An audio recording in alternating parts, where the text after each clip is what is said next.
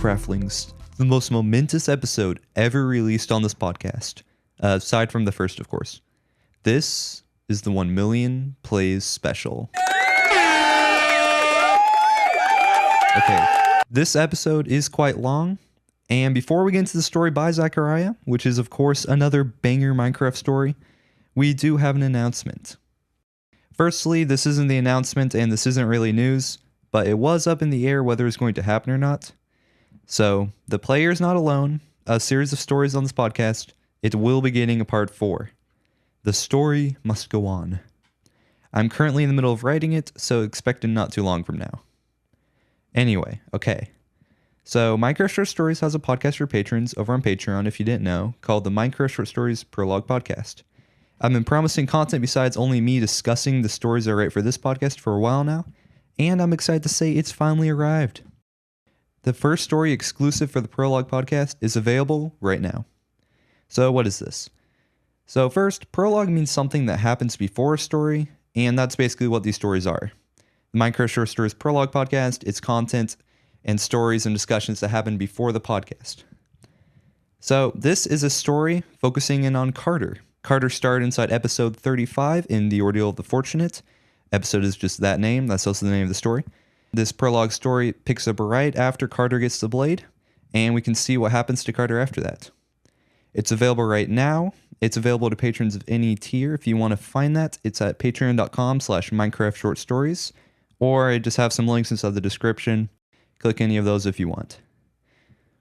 Finally, stick around after the story, because I'll be presenting a quiz testing your Minecraft knowledge. If you remember, we used to do one of these in every episode in the early days of the podcast. So in celebration of 1 million plays, we're bringing it back. Be warned, this is quite a hard question. I didn't even know this one until I formulated it. So if you want to test your Minecraft knowledge, stick around after the story. Also, after the story is a quick listener Q&A where I answer your listener questions. Though it is only 2 questions. So it's quite quick because I don't want this episode to be 40 minutes long like the other ones, because that is bad for my retention. Yeah. Anyways, thank you to Zachariah for submitting this story, and let's get right into it. So this is when I read the story, and I'll get right into that story, but I did just want to point out something funny I noticed about the 100k more plays special. So I realized on every single one of those, I had been saying, it felt like not so long ago, like just yesterday, that I was reaching 1,000 or 100 or 100,000 plays. And I've said that like 5 times now. So I have purposely not mentioned that at all in this episode because I decided to change it up from 1 million plays. Because it doesn't really feel like yesterday that I reached 100,000 plays.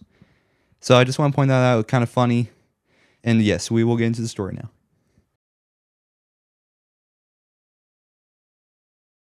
Just to know before the story, I've artificially split this into 2 parts. So Zachariah has not split this into 2 parts. I had to cut in half just because it was so long. If it feels like a very abrupt end to part 1 of the story, that was me cutting it, not Zachariah. So you'll just have to wait for part 2, which will be out soon. But let's get right into the story.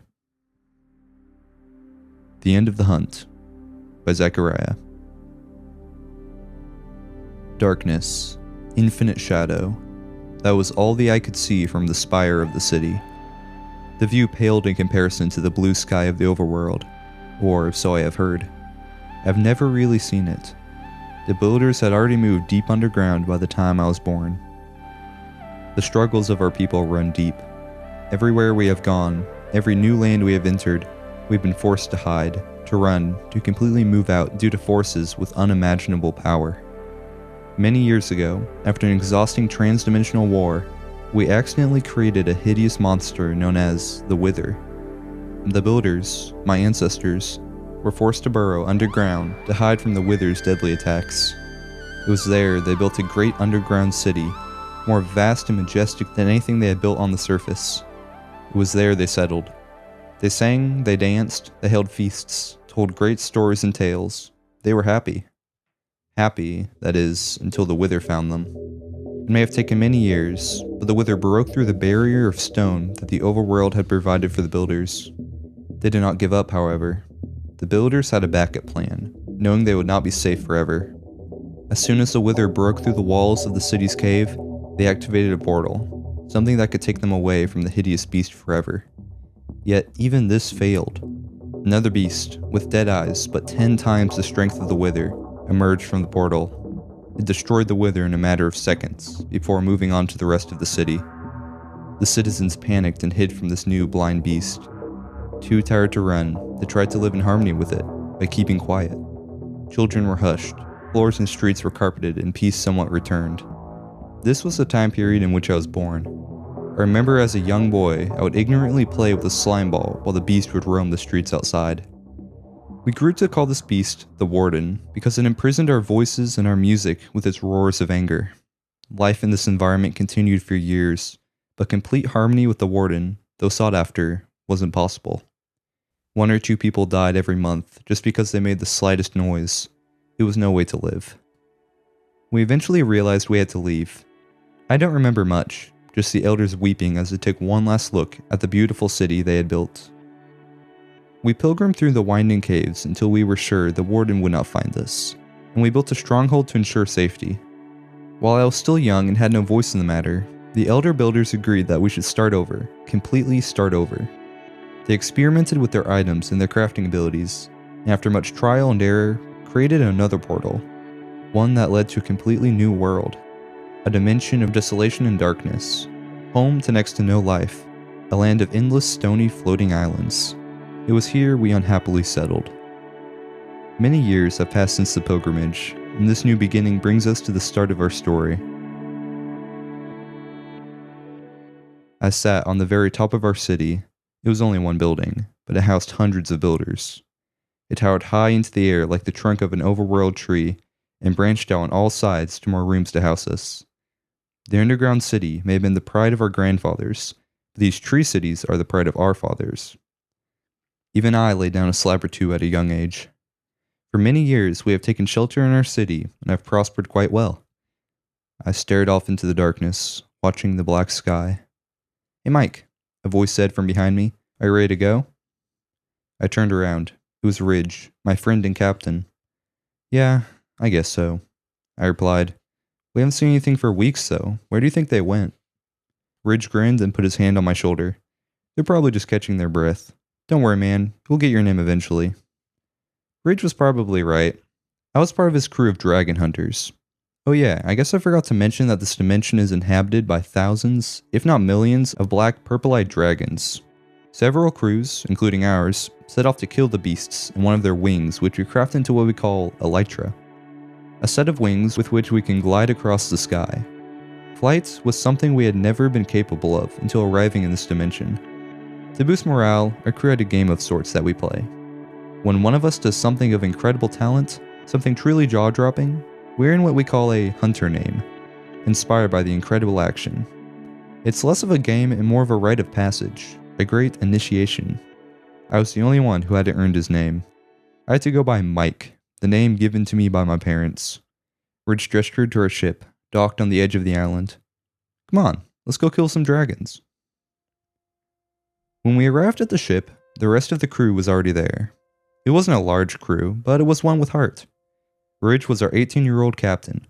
He led us through the darkness of the great void with an inspiring tenacity and boldness, but also with brotherly compassion that was equally as inspiring. Snout was the youngest of the crew, but not the weakest. Snout had a knack for redstone, the mysterious substance that provided us with power.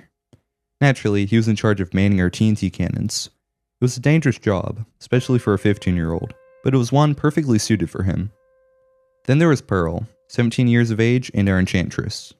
While also good with a bow and arrow, Pearl's main specialty was the rare talent to read the ancient writing of the magical books of old. She could cast spells on our weapons in the middle of a dragon fight, giving us the ability to light dragons on fire or knock them back to keep them at bay. Her countless enchantments gave us great advantage against the sky beasts. Rounding off the crew was me, 16-year-old Mike, the lookout boy.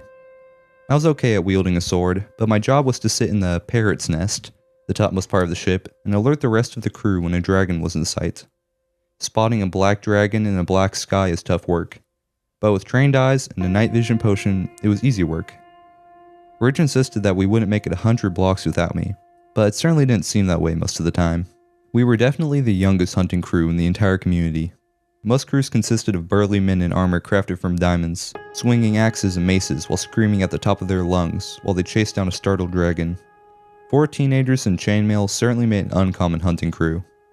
At the sight of our arrival, Snout piped up. "How are we going? We've been waiting here for like 10 minutes. Ridge chuckled. "What, did you think we were just gonna leave Mike behind?" "Well, no, but we haven't seen a dragon for weeks. I want to get out of here before we lose them all." Pearl looked up from stringing her bow. "Snout, nobody has seen a dragon for weeks. We're not falling behind or anything. The dragons might be getting smarter or something." "That means we'll have to get smarter as well," Ridge commented. He turned to me. "Mike, we need you more than ever this time. If we can get a dragon on this run, we'll be heroes. Are you ready to hunt?" "Always," I exclaimed. Dragon hunting was basically my life. I had never known any other trade. Of course, I was ready to hunt. Besides, any hunting trip could be the one where I earned my name. I got some extra night potions from the old brewer. Rich handed me 3 potions of night vision, glistening a pale green. "We might need to be out there a few days longer than usual. Snout, do you have the food?" "Yep." Snout gestured to the pack lying on the deck, chock full of chorus fruit. We groaned. Chorus fruit was a purple, potato-shaped fruit that was found all over the dimension. It may have been bountiful, but it tasted awful, and could teleport you to a random nearby location, which was not only annoying, but also painful. It was also suspected to cause a skin disease that turns your skin black, but that was only speculation. Even Ridge grimaced at the thought of the horrid chorus fruit. "Alright, let's go for a hunt." After securing our supplies and hoisting our sail, we set out into the void and began our usual tasks. Snout descended below the deck, while Pearl crafted arrows for the hunt. I climbed up to the parrot's nest and squinted out into the abyss, searching for movement. Ridge was at the wheel, making sure we didn't stray from our hunting path. The path follows an elaborate migration path of the dragons that took months to find. There used to be hundreds of dragons that would instinctively fly through here, but now there's not a dragon in sight. It was strangely empty. Nonetheless, I kept searching, eyes peeled. Time ticked on. Snout loaded all the cannons below deck. Ridge continued steering, and Pearl had crafted enough arrows to take down a dozen dragons. Everyone but me was standing on the deck, not sure of what to do. By this point, we usually would have found at least one dragon. Out of boredom, the rest of the crew would either stare out into the void, or watch me watch for dragons. I could almost sense their doubt, their worry that I might not see a dragon, their inner questions of if I would ever get my name. I boiled inside, wishing they would just find something to do and let me work. Then I thought more about it. My mother would probably just laugh at my frustrations, commenting on how when I was young, my father would desperately try to get work done while I ran through his workshop, playing with various items and asking him question after question about what he was making. I chuckled to myself and realized I didn't have it that bad. Many hours went by, and there was still no dragon to be seen. The crew had grown bored and tired, so they did the best thing they could think to do: tell stories. Storytelling was an important pastime of our people. With our crew, it was often the stories of how they got their hunting names that were passed around. Everyone had heard the stories about 100 times, but they were treated like new adventures every time they were told. Pearl, previously known as Arya, left everyone speechless when she earned her name. During a fight with one dragon, the thing batted our ship with its great tail. Arya, who was standing on the edge, fell off and tumbled into the void. We watched with terror in our eyes as she wrestled with her pack to pull out a single ender pearl and sent it flying upwards. It sailed smoothly through the air, hovering for a brief moment, and then fell down towards the deck. It landed with a puff of purple ash, and Arya took its place. We gaped at her. She picked up her pack and nonchalantly said, "What are you guys looking at?" and resumed fighting. Thus, she was named Pearl. Snout's name was earned in a fight with a massive dragon. We had grounded the dragon and descended to the island below to finish it off. But even without its wings, it was still incredibly powerful. We were knocked to and fro by its mighty tail and great claws for several minutes, the sides of our ship getting weaker and weaker with each assault. We were near the point of retreating back to the city when Lucas, as he was known then, let out a cry and ran towards the dragon, his enchanted sword swinging in the air. The dragon glared and swung his tail at Lucas. He ducked, just in the nick of time. He reared back and beat the behemoth right in the snout with the butt of his sword as it swung back around. Nobody knew the little guy had such strength, but the blow hit the dragon so hard that it fell to the ground, completely unconscious. Lucas was thereby named Snout. Ridge's story was always the most impressive. During one hunt, we had been chasing down a dragon for nearly a day. No matter how far we traveled, the dragon traveled farther. No matter how fast we sailed, the dragon was faster. Time after time, we fired a hail of arrows at the thing, but since it was so far from our ship, we rarely hit it. Jonathan, our captain, colleague, and friend, abandoned his post. We were all too focused on the dragon to pay much attention to his absence, but even seeing him inexplicably leave out of the corner of one's eyes was discouraging.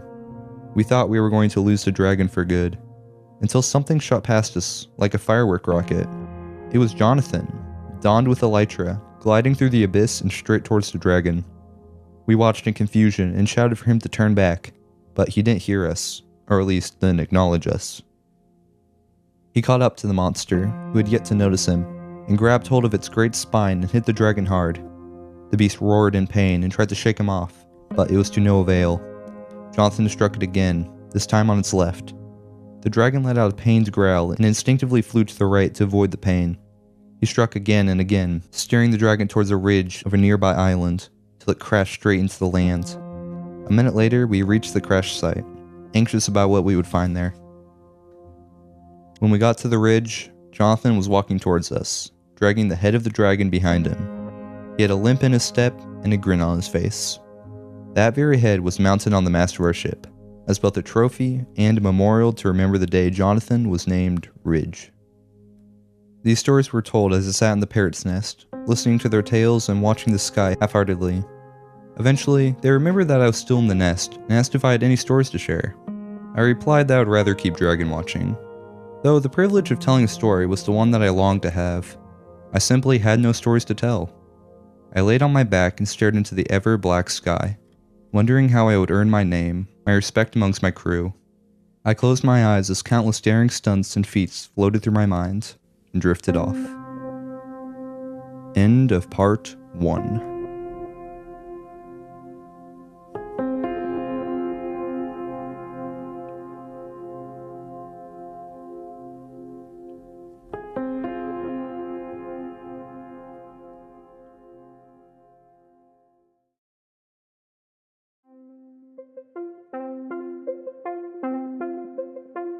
Welcome to the quiz.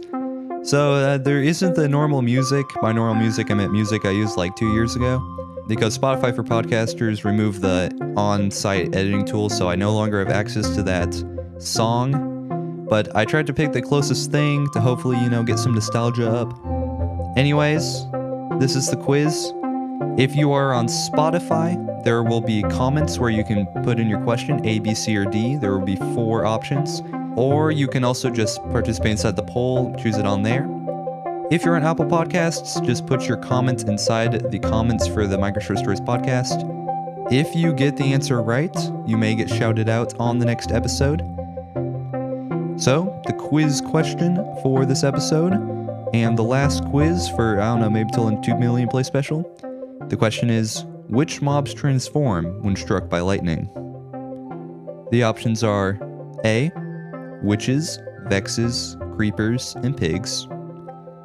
Option B, vexes, pigs, villagers, creepers, and mushrooms. Option C, villager, pig, mushrooms, and creepers. And then finally option D, horses, pigs, creepers, and villagers. So submit your answer to the relevant places, and let's get right into you guys' listener questions.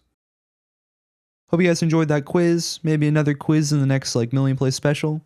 It's kind of hard to keep finding things for the quiz, so that's why I stopped it, because it was just getting into it's either weird technical information or it's way too easy for anyone who actually plays Minecraft. So the quiz has ceased. This was a nice little refresher, and it was actually a good question if I do say so myself, though I won't tell you the answer. But now we've gone to listener questions. So an entire year ago, asked you guys for just questions to ask me. So I'll just be answering 2 because I like these ones. The first question is from Tony Stark 2. Apparently there are 2 Tony Starks now. And they ask, you have been making this podcast since you were small. What was your motivation to keep posting even when the podcast was still small? Thanks for submitting this question. It's a good question. And honestly, my answer to it is, even if only a few people are listening, that's still a lot of motivation for me. Like, yeah, in the very beginning, there were 3, 4, 5 that slowly grew into like 30, etc., plays a day. And that was enough for me to keep posting. And then also the constant feedback from like Apple Podcast comments, seeing the views, seeing the ratings, that also just kept motivating me. So my motivation was people listening to it. And then, yes, this is very short. The next question is from Rikitzner8. I believe that is your name. And this is 2 parts. First one is, do you enjoy making podcasts? And you may have just been asking about this podcast, Minecraft Short Stories, but I've actually had 4 podcasts. Yes, I'm up to 4. I don't know how I reached that high of a number. But I've had the Pokemazing podcast, which was the first podcast. Don't go looking for it. It's been like unlisted. It's completely dead for like 4 years. I've had this podcast. I've had the Minecraft Spooky Stories podcast, which is now a series on this show. I have to say that whenever I say I have the Minecraft Spooky Stories podcast. And then there's the Minecraft Short Stories Prologue podcast. So I've had 4. And I do enjoy making podcasts. It's just kind of a way for me to be productive, which is me writing the stories. And then this is, of course, my hobby, because it's a Minecraft podcast. I'll never have it as a full-time job, of course. It's just a fun hobby. I enjoy writing. I enjoy editing. I enjoy recording sometimes. So I do enjoy making podcasts. And then the final question from Rikitzner8, and then the final question for this very short Q&A is, where do I get my inspiration? And so this is, well, it's a Minecraft podcast, so mostly Minecraft, mostly me playing Minecraft, mostly things I've heard about in Minecraft, sometimes like Minecraft updates, Minecraft snapshots, that kind of stuff. And also sometimes even like Minecraft dungeons. The Excavated and the Outer End had a little bit of, we have yet to get to something that is directly inspired by it, but it is a little bit inspired by Minecraft Dungeons, the like in DLC one. So I get inspired by Minecraft, and then also by you guys as listener stories, and then also by stories I read, books I read. Like when Zachariah submitted, not this story, but the Uncanny Tale of Hollow, that story inspired me to make The Players Not Alone. So I was thinking of things to do for a story, and then just his way of doing that Minecraft spooky story just really inspired me. So that's why I made Players Not Alone. So that's the end of this Q&A. If you would like a question, just put that in a comment along with, your answer to the quiz. And thank you, Tony Stark 2 and Rikitzner8 for submitting these questions. Thank you guys so much for listening to this podcast and to this episode. It's been like about 3.5 years since I started this podcast, and getting to 1 million plays was completely out of what I thought I would accomplish with this podcast. And it wouldn't have been possible without you guys listening to episodes, you guys supporting those episodes, telling your friends. So thank you for listening. Make sure to look out for The End of the Hunt Part 2 by Zachariah coming out soon. That will be inside an episode, and this million play special is actually 2 parts, so that'd be the second part. Maybe some stuff besides the story in that part as well. Also, make sure to check out the prologue series. The series is called The Hidden Stories. That is the series' name. And that's just what I was talking about in the intro. And of course, look out for The Player Is Not Alone Part 4. A lot of exciting stuff happening to the podcast at this time. Anyways, I hope you guys enjoyed. I hope you'll stick around for another 1 million plays, however long that may take. And I'll see you guys inside the next episode.